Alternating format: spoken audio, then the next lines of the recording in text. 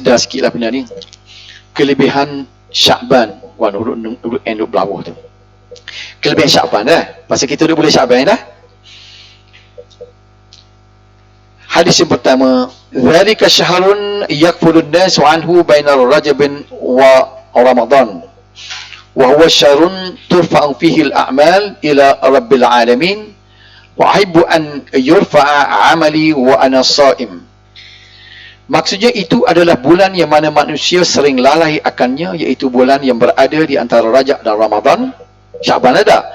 Bulan tersebut adalah bulan yang diangkat amalan-amalan kepada Rabbul Alamin. Maka Nabi kata, maka aku suka ketika amalan itu diangkat dalam keadaan aku sedang berpuasa. Ini hadis An-Nasa'i. Jadi ada hadis kelebihan Sya'ban ada dah. Nabi kata, aku suka kalau masa Tuhan nak angkat amalan itu, aku tengah puasa masa tu. Hadis daripada Aisyah, beliau berkata, kan Rasulullah sallallahu alaihi wasallam yasumu hatta naqul la yuftiru wa yuftiru hatta naqul la yasumu wa ma ra'aitu Rasulullah sallallahu alaihi wasallam istakmala siyama syahrin qattu illa Ramadan wa ma ra'aitu fi syahrin aksara siyaman min Sya'ban. Maksudnya baginda sallallahu alaihi wasallam biasanya berpuasa sehingga kami katakan bahawa baginda tidak akan berpuasa. Maknanya berpuasa terus. Dan baginda sallallahu alaihi wasallam apabila berbuka sehingga kami katakan bahawa beliau tidak terus berbuka. Jadi Aisyah kata, nampak Nabi kalau dia puasa juga supaya tak sibuk buka. Esok puasa, lusa puasa. Dia kadang-kadang dia kata, nyotak puasa langsung tu supaya tak sibuk puasa dia. Dan aku tidak melihat baginda sallallahu alaihi wasallam menyempurnakan puasanya sebulan penuh melainkan pada bulan Ramadan. Artinya dalam bulan Sya'ban tidak penuh lah. Sebelum kita pergi ke kesimpulan dia. Dan aku juga tidak pernah melihat baginda sallallahu alaihi wasallam berpuasa, makna puasa sunat ni dalam sebulan yang lebih banyak melainkan ketika baginda sallallahu alaihi wasallam berpuasa pada bulan Sya'ban. Nak banding dengan bulan lain, banyak bulan Sya'ban Nabi puasa. Hari ni berapa Sya'ban dah? Lam yakun Nabi sallallahu alaihi wasallam yasumu syahran aksara min Sya'ban fa innahu kana yasumu Sya'ban kullah. Nabi sallallahu alaihi wasallam tidak pernah berpuasa pada satu bulan yang lebih banyak dari bulan Sya'ban. Beliau berpuasa pada bulan Sya'ban seluruhnya. Ada pula. Ni hadis Bukhari. Para ulama berbeza pendapat. Jadi daripada hadis tak ni kan, kita tak boleh buat ni katanya. Kalau kita baca hadis tak boleh pergi lagi. Ramai orang duk kata, dia pokok hadis ni nak guna hadis dia tak sepakat ulama. Siapa dia kata? Ni kita tengok pula pendapat ulama dia. Dia nak bagaimana? Sebahagian daripada mereka mengatakan kadang-kala Rasulullah berpuasa penuh. Ada juga. Dan ada kalanya Rasulullah berpuasa pada sebahagian besar dari keseluruhan bulan Sya'ban. Manakala sebahagian lagi berpendapat menyatakan bahawa Rasulullah sallallahu alaihi wasallam hanya berpuasa sebahagian besar dari bulan Sya'ban dan tidak pernah berpuasa untuk keseluruhan bulan Sya'ban. Ibnu Hajar Al-Asqalani menguatkan pendapat yang mengatakan bahawa Rasulullah sallallahu alaihi wasallam hanya berpuasa pada sebahagian besar dari keseluruhan bulan Sya'ban dan bukan keseluruhan dari bulan Sya'ban. Ini nak jatuh hukum ni. Inilah pandangan muktamad yang kita pegang kepada Ibnu Hajar Al-Asqalani. Tak? Ni ulama hadis kita ni. Ni ulama lagi panggil ni. Dia setelah melihat kepada beberapa hadis, dia kata tidak puasa penuh. Beliau menukilkan perkataan Imam Ibn Mubarak, jairun fi kalam al-Arab idza sama aksar al-syahri an yakula sama al-syahra kullah wa yuqal qama fulanun laylatahu ajma'a wa la'allahu qad ta'asha wastaghalla bi ba'di amrih. Menurut konteks bahasa Arab, apabila seseorang berpuasa pada sebahagian besar dari sesuatu bulan, maka boleh dikatakan dia berpuasa sebulan penuh. Dikatakan si fulan solat sepanjang malam, padahal ada kemungkinan dia masih makan malam serta sibuk dengan urusan lain. Dia kata gini, kata Ibn Hajar, yang maksud dia kata Nabi kata sebulan tu, kayak dia orang kecek dia kata. Oh, dia puasa penuh, padahal tak penuh. Berdalil kepada kalau dia kata, dia ni semaya sepanjang malam. Tak kira sepanjang malam ada dia berhenti minum air, makan. Apa jadi makna bila kata Nabi puasa sebulan, bukan maknanya sebulan. Itu kata Ibn Hajar. Juga berdasarkan kepahaman yang diambil daripada sahabat Rasulullah sallallahu alaihi wasallam, la yataqaddamanna ahadukum Ramadan bi shaumi yawmin aw yawmayn illa an yakuna rajulun kana yasumu shaumahu falyasum dzalikal yawm. Maksudnya janganlah seseorang di antara kamu mendahului puasa Ramadan dengan puasa sehari atau 2 hari sebelumnya, melainkan bagi orang yang sudah biasa berpuasa pada hari tersebut, maka bolehlah dia berpuasa pada hari tersebut. Jadi adalah ringin dekat dengan Ramadan, 2-3 hari nak Ramadan dilarang kita berpuasa. Kecuali orang yang buat amalan seumpama. Misalnya contoh, orang yang berpuasa senang khamis seumpama. Senang khamis, tu tak apa walaupun rapat kepada 30 Syaban. Faham tak? Sebab itu dalam kitab-kitab fiqh Syafi'i kita, dia menyebut bahawa tidak dibenarkan berpuasa selepas 16 Syaban. Bagi orang yang tak biasa, tidak menjadi amalan dia. Kalau nak puasa juga, dia kata kena start 14-15 dulu. Ambil lajak, dia kata. Bila berhenti, tak boleh sambung. Kecuali orang yang sudah melazimi macam istinah khamis macam saya sebut tadi. Okey, faham tak? Jadi atas dasar itu, maka dari apa yang dapat dipahami di sini, Nabi kesimpulan ni, kita disunatkan supaya memperbanyakkan puasa sunat di dalam bulan Sya'ban berbanding bulan-bulan selainnya. Jadi masih ada lagi. Hari ni berapa Sya'ban ni? Awal lagi dah. Itulah. Ada nas yang kelebihan puasa bulan Sya'ban. Yang tak ada nasnya, hak yang palsunya, hak dia sebut hak lain, hak duk balahnya. Apabila siapa dia memberitahu kedatangan Sya'ban, memberitahu pada orang ni, maka pahala sikit-sikit. Hak tu hak palsunya. Kelebihan Syaban ada. Dia jangan tukar benda tu. Apa tak ada kau dah kelebihan Syaban. Orang tidak kecek kelebihan Syaban. Orang kecek kau cara hadis tadi. Sesiapa yang memberitahu kepada saudaranya bahawa Syaban telah datang, maka dia mendapat pahala sikit-sikit. Hak tu hak belawaknya. Biar pahastes yang gitu. Okey.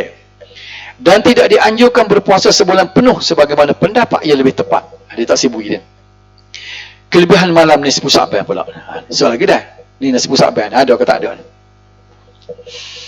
Inna Allah la yutalli'u fi lailatin nasfi fi Sya'ban fayaghfiru li jami'i khalqihi illa li musyrikin aw musyaihin. Allah melihat kepada hamba-hambanya pada malam nisfu Sya'ban. Tengok kan.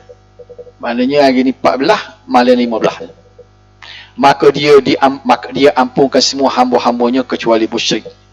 Orang yang syirik, dia orang yang bermusuh, orang balah dengan orang yang bersyirik, Tuhan tidak ampun malam tu. Jadi Tuhan ready.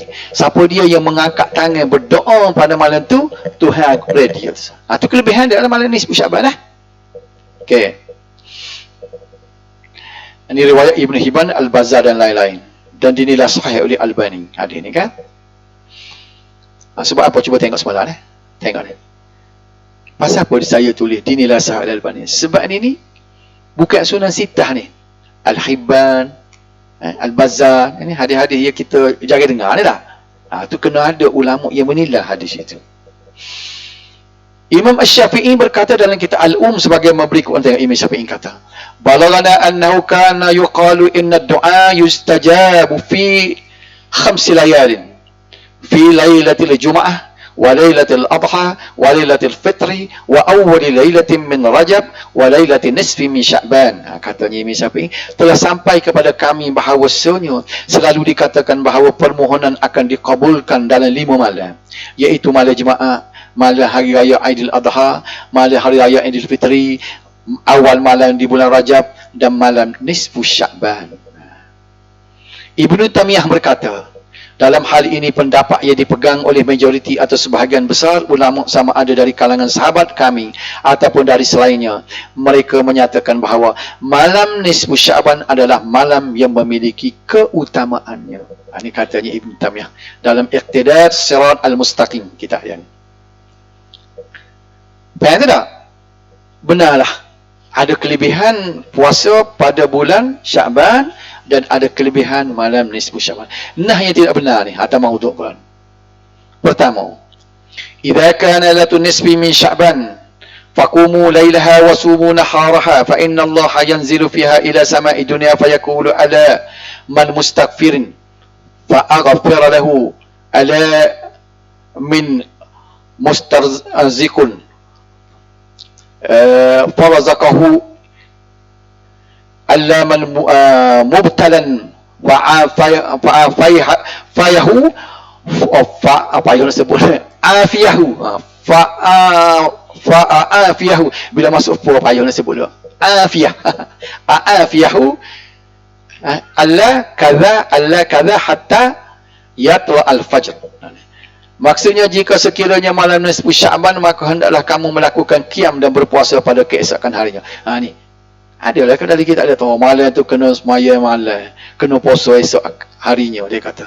Kerana sesungguhnya Allah turun pada malamnya tatkala tenggelamnya matahari ke langit dunia seraya berfirman, adakah di kalangan orang yang minta ampun kepadaku, nescaya aku ampunkan. Adakah di kalangan orang yang minta rezeki, nescaya aku rezekikannya. Adakah orang yang terkena bala atau sakit, nescaya aku sembuhkan. Adakah bagian sehingga terbit fajar. Inilah puasa tu ada kelebihan. Nak royak sini hadis ni tak betulnya. Hadis ini dihukum maudhu' oleh pengarang Al-Manar. Ini kerana pada sanadnya Abu Bakar Abdullah bin Muhammad yang dikenal dengan nama Abi Sabrah. Imam Ahmad mempertikalkan. Yahya bin Ma'in berkata beliau adalah mendustakan hadis ini. Dibunuh sini Abu Bakar bin Abdullah ni. Sebab-sebab ia jadi maudhu' itu. Yang kedua, hadis daripada Aisyah. Terjemahnya, sesungguhnya Allah turun pada malam nisfu Sya'ban ke langit dunia, dia mengampunkan manusia lebih banyak daripada bilingnya bulu kambing. Hadis apa ni yang kata Tuhan nak ampun malam tu ada, tapi hak palsunya ni. Jadi apa dia salahnya? Cukuplah dengan sekadar kita kata ada kelebihan Allah akan ampun pada malam nisfu Sya'ban. Lepas tu kita pergi baca hadis ni, dia jadi berdosa pula pergi baca hadis palsu. Faham tak? Hadis ni betul menceritakan benda yang mempunyai matlamat yang sama. Tapi gapo dia dosa dia? Pasal palsu tu. Kita pergi kata Nabi kata. Nampaklah situ dia. Jadi tak boleh lah kalau kita kata apa ke dia muka tujuan baik. At-Tirmizi menyebut bahawa Al-Bukhari mendhaifkannya. Asy-Syaukani berkata pada hadis ini sanadnya terputus dan dhaif. Yang ketiga, daripada Ali bin Abi Talib, dia berkata Rasulullah sallallahu alaihi wasallam bersabda, jika datang malam nisfu Sya'ban maka bangunlah pada malam harinya untuk bersolat dan berpuasalah pada waktu siangnya. Sesungguhnya pada saat itu sejak tenggelamnya matahari Allah turun ke langit dunia seraya berfirman, ketahuilah sesiapa yang meminta keampunan maka aku akan mengampuninya, dan ketahuilah sesiapa yang meminta rezeki maka aku akan memberinya, ketahuilah sesiapa yang sakit maka aku akan menyihatkannya, ketahuilah siapa yang begini aku akan begitu hingga terbit matahari. Riwayat Ibnu Majah. Maudhu', tengok riwayat Ibnu Majah kan sebut dah tadi berlaku ada adik maudhu'. Yang keempat, Nabi sallallahu alaihi wasallam bersabda, wahai Ali, sesiapa yang solat 100 rakaat pada malam nisfu Sya'ban, lama 100 rakaat ni berapa? 5 menit je tak habis tak sudah ni. Pada setiap rakaat membaca surah Al-Fatihah dan qul huwallahu 10 kali, pula dah. Tidaklah seseorang hamba yang solat seperti itu kecuali Allah akan memenuhi setiap keinginan dan permintaannya pada malam itu. Hadis tersebut adalah maudhu' sebagaimana dinyatakan oleh Ibnu Jauzi dan Al-Mawdu'ah, Ibnu Qayyim dan Al-Manarul Munif dan As-Suyuti dan Al-Lari'ul Masnu'ah. Hadis ini maudhu'.